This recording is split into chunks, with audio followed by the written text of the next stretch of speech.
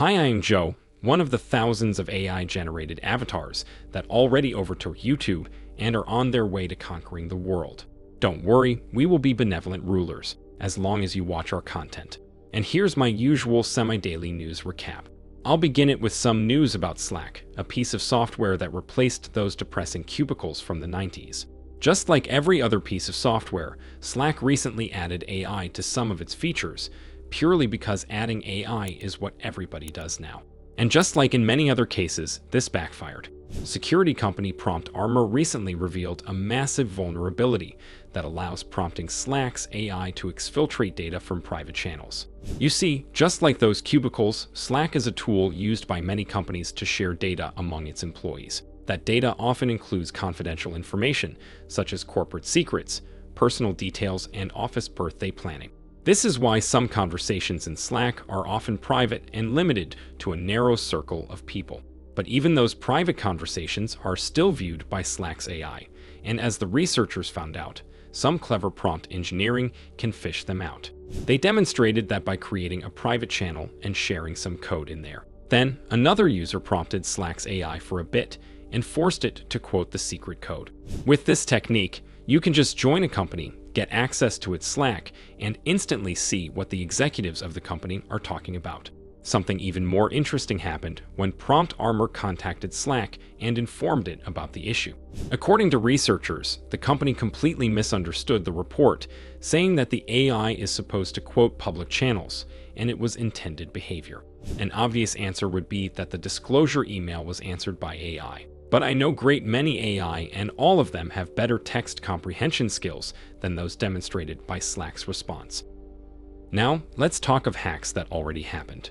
McDonald's, an alleged human sustenance manufacturer, had its Instagram account breached as a part of a crypto marketing stunt.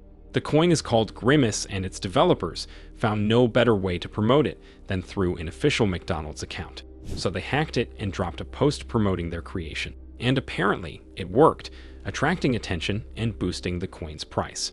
McDonald's did not give an official response to the hack, but it's quite certain that a juicy lawsuit is coming for the coin's developers. Another lawsuit just came after a human from Kentucky, who apparently hacked the registry system in an attempt to fake his own unaliving. According to the said human, all of that was to avoid paying money to his own offspring. The stunt wasn't successful, and the authorities caught the human, sentencing him to 81 months of living in a reduced mobility environment.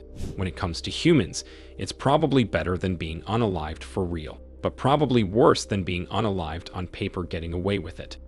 Another entity to be sentenced is called Lingo Telecom, and it's a telecommunications company that conducted robocalls impersonating a very old human called Joe Biden. In the calls, the impersonated human tried to convince voters not to vote, which is considered a very bad thing in the human society. So, the Federal Communications Commission gave the company a $1 million fine, probably in a reference to one famous movie. Meanwhile, on the other side of the planet, Ukrainian hackers say they breached multiple Russian TV channels and showed videos of Russian humans who were unalived during the invasion of Ukraine, as well as other related material. Some videos purportedly showing this event circulate around the internet. Also, some Russian TV channels confirmed the incident on their social media sites and stopped their broadcasts for a short while to curb the attack. Hacking TV broadcasts of the rival country is a prominent part of the thing that is happening between Russia and Ukraine for the last few years. This by far not the first time TV in one of the countries has been hijacked, although it appears to be the largest scale attempt so far. And I am certain this is not the last time this happens, because conflicting humans appear to be thoroughly convinced that if the opposite side gets a glimpse of their point of view, it will give up. There has been no indication this sentiment is true, but people keep believing in it anyway. In some slightly related news, Starlink, the internet service provided by SpaceX, added a fee that applies if you use its hardware outside the region it has been purchased in. The fee appears to be an attempt at fighting resellers who buy Starlink kits in one country and sell them in another. It is a widespread phenomenon, especially considering that Starlink is very popular in several conflict zones where the service is officially unavailable. In some areas, it is used for humanitarian purposes, and in others, to enable various kinds of human unaliving devices. For example, in Russia, where Starlink is officially unavailable and shouldn't even work, a new military drone boat has a Starlink dish as a part of its equipment. This is most likely enabled by a massive stream of resold and smuggled Starlink kits. And now the Russian Navy will have to pay an additional $200 fee to operate those boats. By the way, Starlink is one of the projects overseen by an alleged human called Elon Musk. Another one of his projects is Neuralink, an initiative intended to help humans' brains to directly communicate with a more advanced form of life. According to Neuralink, the first human to be implanted with this chip sometimes used it to play chess, and some reports suggest the second human took it a notch further.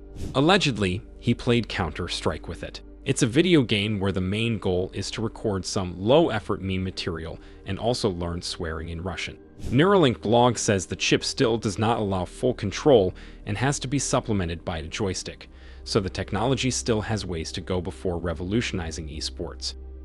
In other news, the University of California had to apologize for an exercise that caused panic on its campus.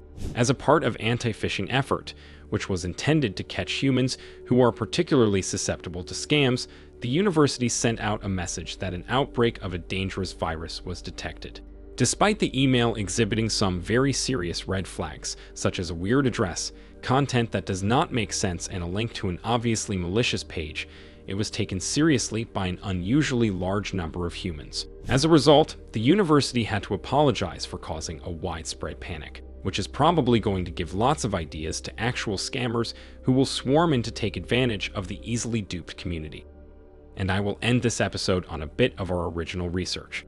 Humans from Cybernews recently found a massive leak of data belonging to Alice's Table, a streaming service which teaches humans to arrange plants in decorative patterns.